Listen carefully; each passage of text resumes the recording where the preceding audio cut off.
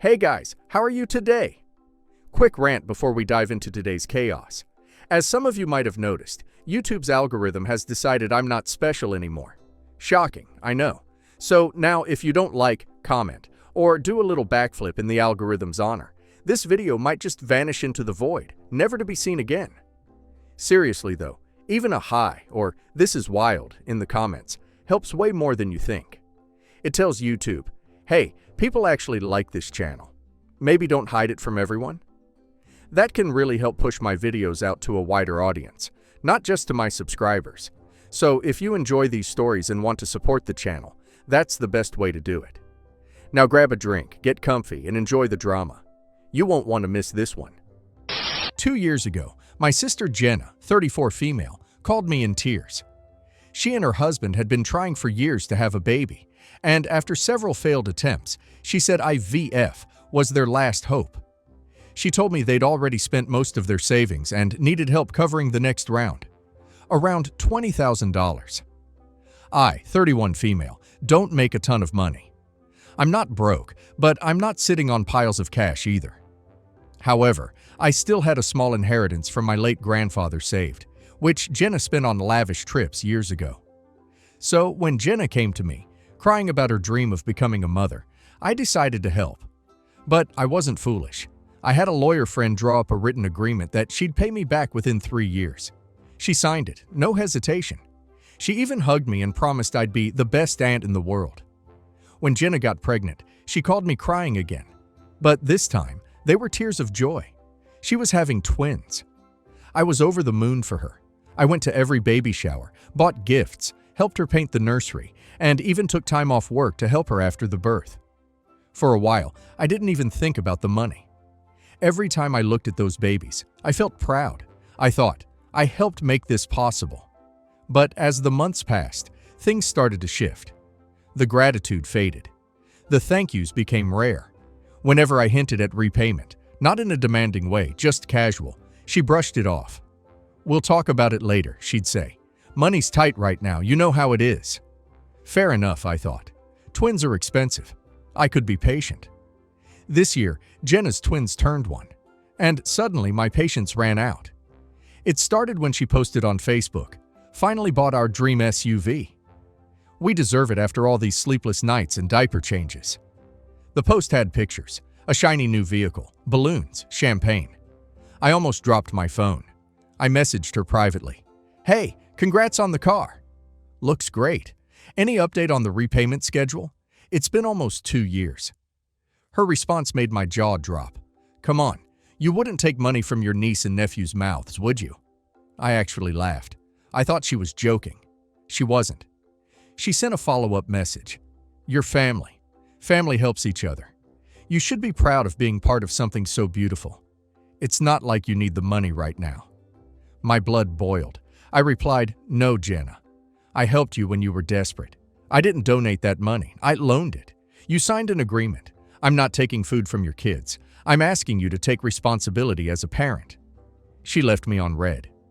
2 days later, I got a call from my mother. Her tone was immediately accusatory. "Why are you upsetting your sister right now?" "She's got enough on her plate," I told her the situation. The written agreement, the lack of payment, the SUV. Her response: "You don't understand how hard it is raising twins. You can't just expect her to hand over $20,000 when she has babies to feed." I reminded her that Jenna and her husband just bought a brand new car, which wasn't exactly a necessity. Mom sighed. "You're not a mother. You wouldn't understand." There it was, the classic guilt trip. I told her, maybe I'm not a mother, but I'm not a doormat either. By the weekend, the whole family knew. Jenna called me heartless, cold, and even jealous. She said I'd never understand the sacrifices of motherhood. Apparently, her previous infertility now meant I owed her eternal sympathy. Last week, I got invited to a family dinner. I didn't want to go, but my dad convinced me. "Just come," he said. "We'll talk it out." When I arrived, it was clear it was a setup. Jenna was there with her husband, my parents, and even my aunt, all sitting like a jury. My mom opened with, "Jenna has been very upset about the way you've been treating her. We just want peace." I looked at Jenna. Peace would be easy if people honored their agreements. Jenna scoffed. You make it sound like I robbed you. I said, you did. You took money, promised to repay it, and now act like I'm the villain for asking for it back. She started tearing up. That fake cry where not a single tear falls. I can't believe you'd make this about money when my babies exist because of your kindness. I thought you gave it from the heart, I snapped. I did, but not my wallet's heart. I'm not your ATM. Her husband jumped in, saying I was ungrateful for being an aunt to two miracles. That's when I lost it. Ungrateful. I gave you $20,000 interest-free. That's more than most people give their own kids. I'm glad your IVF worked, but being family doesn't erase debt. My dad tried to calm things down, but my mom turned on me again. You're obsessed with money. You're single. You have no kids. Why do you even need it? That cut deep. Because what she didn't know is that money was supposed to be my down payment, my chance at my own start in life. I said quietly, because I was planning to buy a home. My own home, not an SUV. The room went silent. Since that night, I've been bombarded with texts from relatives telling me I humiliated Jenna. My cousin even messaged me, "You'll regret alienating your family over a few dollars." A few dollars. $20,000. Apparently, that's just a few dollars when you're not the one who earned or inherited it. I sent her one final message. You have 30 days to start repayment, or I'll pursue this legally. This isn't about your babies. It's about basic integrity. I love my nieces, but I won't fund your irresponsibility. She hasn't replied yet, but she's been posting cryptic stuff on Facebook like, some people care more about money than family. Yeah. Okay, Jenna. So am I an a-hole for demanding my sister pays me back the money I loaned her? Not the a-hole. She didn't borrow lunch money. She borrowed $20,000. And the "you wouldn't take food from your niece and nephew's mouths" line? Manipulation at its finest. OP was generous. She was opportunistic. Family or not, a signed agreement is a signed agreement. And now let's hear community's opinion. This is classic guilt flipping. She weaponized motherhood and the family's sympathy to make you look heartless, when in reality she's the one exploiting everyone's emotions. You gave her a miracle, and she thanked you by making you the villain. Don't back down. Integrity doesn't disappear because someone had babies. Your mom and relatives are enabling her. If you had refused that loan, they would have called you selfish. Now that you expect repayment, you're still selfish. You can't win with people who think being a parent means never facing consequences. You did everything right, even drew up a contract. Stick to it. Take her to court if you must, not the a-hole. Let's be real. She bought an SUV before paying her debts because she doesn't plan to pay you at all. She's banking on guilt to get out of it.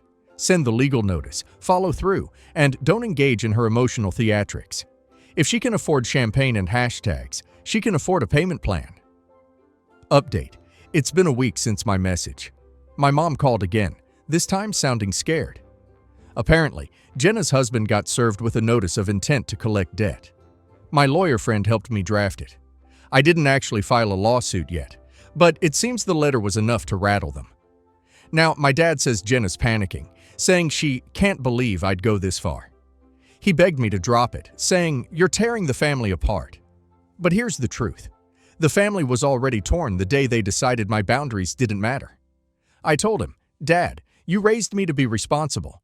Jenna's 34, and you're treating her like a child who can't face consequences." I'm done being the only adult in the room. I hung up after that. Yesterday, Jenna texted me for the first time since the dinner. "You didn't have to humiliate me like this. I'll pay you back in installments."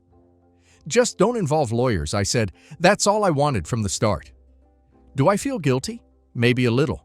Not because I was wrong, but because family should never make you feel like doing the right thing is betrayal. I didn't want to be the bad guy. I wanted to help my sister have the life she dreamed of. But somewhere along the line, she decided I owed her forever for it. I'm 61, woman, and I have 2 children, 41 male and 39 woman. My children are going through a little spat right now over money my son loaned my daughter over 10 years ago. It's really tearing my family apart right now, and I just want to see what people have to say. My son gave my daughter $20,000 to start a business 10 years ago, and I was happy when he did it because it was unexpected and nice. Now, here's where the problem occurs. She never started the business, and now every Thanksgiving my son asks my daughter is she going to pay him back, and it's getting annoying because people want to eat. My daughter complains about it, saying she'll pay him back, then drops it. My daughter's fiancé says she's tired of the harassing over the money. My daughter had a bachelorette party, and everything was going swell, and we ordered dancers, ate cheesecake, and just had fun. She woke up because we heard knocking, and it was a guy saying, "You've been served. My son is suing my daughter over the money." I called my son and called him a disappointment. My son said, "Look here, it's been 10 years. If she's not trying to pay back, then I'm taking her skinny butt to court." I'm torn. Am I the a-hole? You're the a-hole. Your daughter takes advantage of your son, and he's the disappointment? I can feel who the favorite is. I bet he can too. You're the a-hole. So your son gave her $20,000. That's with 4 zeros, right? So your daughter could start a business, which she didn't, and still hasn't paid him back the $20,000? But he's the disappointment. On the off chance this is real, you're the a-hole. She used false pretenses to gain money from your son, her brother. She lied, plain and simple. If she had any intention of paying him back, she doesn't. She would have paid something by now. Good on him for reminding her and then suing her. You should, again, if this is legit, be siding with your son, not your thief of a daughter. Background. My sister C and I are not the closest sisters. She has 2 children and I have 3. My husband and I started dating in high school and got married after graduating from college. C traveled Europe after college and met the son of a very wealthy man while there. They married 2 years later, and from what I have gathered, both of them are now considered wealthy independent of her father-in-law. As a family, they do a lot more than anyone else can afford, and while they don't rub it in our faces, it's very hard not to notice the differences in lifestyle. It was recently my eldest son's 10th birthday. When inviting guests to his party, family only, he had a separate party with his friends. I included a list of items that our son had recently been asking for in order to make gift shopping a little easier for everyone. I gave my sister a different list than everyone else, with more expensive options, knowing that she could afford it, and that our son Jay would appreciate having something a little nicer. At the party, I made sure to give my son the gift from his sister's family last, so that it wouldn't overshadow any of the other gifts and everyone could get an excited reaction from Jay. When he opened the gift, it wasn't an item from the list we had given her, and instead was an item from the list given to the rest of the family. A little while after presents were opened, I asked C to step into another room with me and confronted her about her present. I asked why she hadn't gotten our son something from the list we gave her, and she told me that she had. When I stated that the list only had consoles and games on it, instead of the science kit she bought, she said that our parents had shown her the list they got when they went shopping together, and she picked from that list.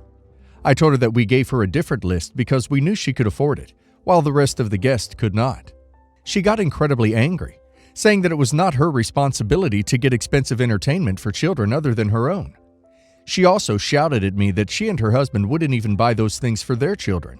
So, and I quote, "Why the hell would I buy them for yours?"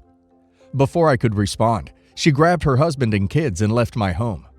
I thought I was doing right by my kid and my guests to make sure that everything could be affordable. But now my sister won't talk to me and my son is disappointed he didn't get a gaming console. Am I the a-hole? You're the a-hole big time. Let's review. You tried to trick your sister into buying your kid an expensive present. You led your kid to expect it. Your sister did get your kid something he wanted, but spent a reasonable amount on it. Then you had the audacity to yell at her, and now your kid is disappointed that his mother's unhinged scheme didn't work. There's nothing about your actions here that are reasonable. You don't know your sister's finances, and even if you did, you don't get to tell her how to spend her money. Your kid's disappointment is all you. In what world do you think it's okay and doing right by your kid to demand something expensive from someone you don't even have a relationship with? No wonder she doesn't want a relationship with you. You're entitled as duck, and you're the a-hole. You're the a-hole, no question. A separate list for your sister because she's rich? Wow. Just make one list and have a few items, 1 and 2, that are higher priced. 2 different lists is greedy and insulting. Your family is not entitled to her money. It also sounds like you told your son that she would get him a console because that's all you put on her list. So it had to be something good for him. What a jerk move. For context, my female 28, fiance, male 31, proposed to me around 6 months ago with an 18-karat ring he inherited from his deceased mother. Mind you, we are not wealthy in the slightest. This ring has been passed down generations and is worth more than I could possibly ever wish for. Like I said, we are not wealthy at all. We live paycheck to paycheck, which is why an item this luxurious in my possession is so foreign to me. Living in the city means we are on a tight budget and try our best to stick to it. Of course, making a couple material purchases here and there, but nothing major. Recently, though, things have become increasingly expensive, and our budget has been getting tighter and tighter. So, in an effort to improve our means and way of living, I decided to auction my engagement ring just to see how much it was worth. Of course, I was already aware it was worth quite a hefty sum. However, when I received an offer of nearly £15,000, I didn't hesitate to accept. I thought about how this would help with groceries, rent, bills, at least for a few months, as well as other necessities. I found a dupe of my ring online, and for what it's worth, the rings were identical. However, I left the ring on my nightstand one night while I was showering, and my fiancé noticed the chip on one side, which wasn't visible when I was wearing it, and exposed the brass underneath. He asked me about it, and I couldn't hide anymore, so I told him the truth, and he broke down in front of me. He told me that ring was one of the few reminders he had of his mother, and how he dreamt of passing it down to our children one day. I broke down in tears and tried to explain that I did whatever I could to make sure we didn't starve this month. He told me I was a horrible person and is now sleeping at his friend's house, and he is also ignoring all my calls and texts. So, am I the a-hole for selling the ring to keep a roof over our heads in a tight financial situation? That ring wasn't yours to sell. Sure, an engagement ring is a gift, but that was a very sentimental family heirloom. You were wrong. You should have spoken to him about your concerns and found another way to get by. This is likely the end of your relationship, and after what you did to him and his family legacy, it should be. There's no coming back from this. You won't be forgiven. My heart breaks for him. You're the a-hole. You're the a-hole, no doubt. I get you were in a tight financial position, but you knew your fiancé wouldn't be supportive of the decision to sell the ring. That is why you kept it from him. You knew you were in the wrong. I cannot imagine how heartbroken he was to have found out that you sold a memory of his deceased mother. He trusted you enough to wear the ring and carry on a family tradition, and you destroyed that trust. I don't know if you can fix the relationship, but you should definitely do everything in your power to get the ring back. You're the a-hole.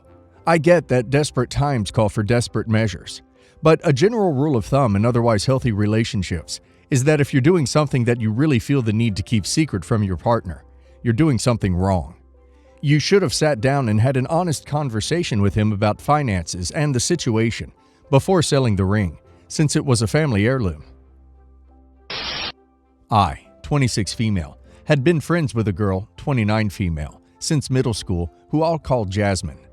Throughout middle and high school, I dated a man, 25 male, who I will call Dakota. Now, I design my own clothing and I create bits and pieces. Nothing big, just a few shirts and a few pairs of pants.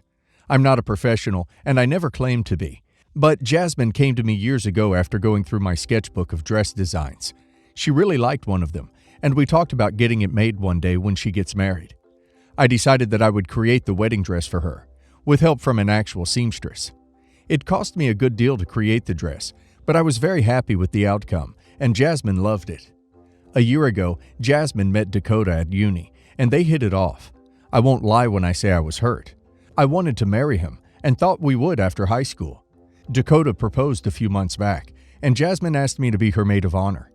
I said no, as I didn't want any part of the wedding. It would hurt me too much to watch her marry my dream man. She got angry and called me some terrible names, and called me a bad friend and that I had to get over a high school crush. So she called my parents and tried to get them to reason with me. I didn't budge, and she ended up telling our friend group, who also sided with her. I got so fed up with everyone trying to push me into apologizing and making amends that I told Jasmine she couldn't have the dress. Jasmine tried to get my parents to give her the dress that was made for her and had been for her for years. Well, after finding my mother trying to sneak into my attic to get it, I decided enough was enough and I burned it. My mother tried to stop me, but I was too angry. I sent a photo of the burned dress to Jasmine and wished Dakota the best of luck. Now, there's a huge uproar on her social media where they are basically forming a mob against me. I can understand how I may have gotten out of line, but it was my dress that I made, and she is marrying my dream man. I still fully believe he is my soulmate. My family and friends are all turning against me. Am I the a-hole? You're the a-hole. You didn't have to give her the dress, but thinking he's your soulmate and being this hung up on your high school boyfriend this many years later is delusional and not right. I'd consider a therapist over this. Everyone sucks here. You are handling things poorly and should definitely talk to a therapist. Your ex-friend, mom, and everyone else should respect your boundaries and understand why you said no. No is a complete sentence. Unless your friend paid you for the dress, you owned it and could do whatever you wanted with it. You're the a-hole. Just because you believe he's your soulmate doesn't mean he does. Sorry, OP. You dated this man when you guys were children. Neither of them owe anything to you. Be happy for your friend. You don't have to go to the wedding, but burning the dress was outright spiteful. My 23 female sister, 27 female, got engaged about 2 years ago. I don't hate her. We were never the closest of sisters due to our age difference, but we didn't hate each other. Her fiancé, now husband, is a great man. I really am happy for them. So fast forward to the wedding ceremony, when the priest finally said, "Are there any objections?" I stood up and said, "I object." Long pause. Because this couple is way too cute for each other. I really just said it as a joke. I thought it was something we could all laugh about at reception. But I could visibly see the color drain off my sister's face the moment I stood up. After I finished my little joke, I didn't really get any laughs. My sister looked away, pretending that she didn't care, but I knew she probably did. I sat down and the ceremony continued. At reception, I went to my sister and congratulated her, but she absolutely blew up. She told me my joke wasn't funny and that I ruined her mood, her happiness, and her special day. I was shocked. It literally wasn't even that big of a deal. I was joking, not actually objecting. I argued back with those points, and she just walked away from me.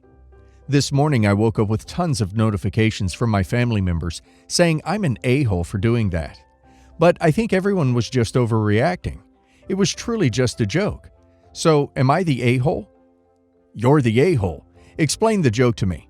Tell me how it was so funny. Wait, you can't. Because you know you ducked up. Objections at a wedding aren't for joking times. They aren't to make jokes or be a jerk. The only time people object is if there's a valid reason, cheating, aggression, something actually serious, and the wedding needs stopped. Or they want to be a jackwagon and make a mockery of the marriage in front of them.